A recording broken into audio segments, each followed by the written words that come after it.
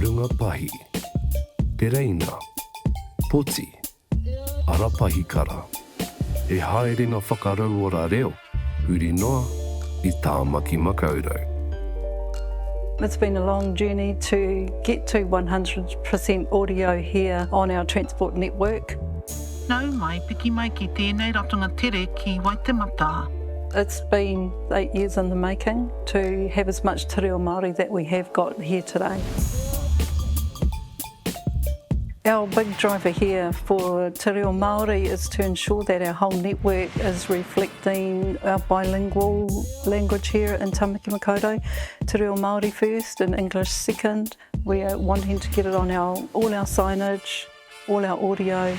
We've done 6,000 bus stops all in bilingual signage, and it's the goal to do 100%.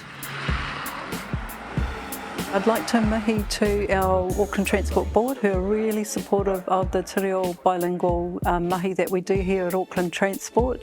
Our creative design team that actually put all the design together and make it make sense for all of us, including te reo Māori and English, and how it sits together well so that everybody in Tāmaki Makaurau can understand it.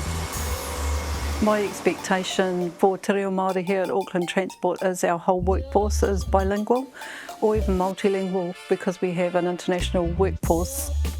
It is now everyday language. It's seen, heard, used and learnt right across Tāmaki Makaurau, and that is an awesome kaupapa to be a part of. Tāmaki Makaurau and Aotearoa gear up for a bilingual society as soon as possible, because that's where we're heading.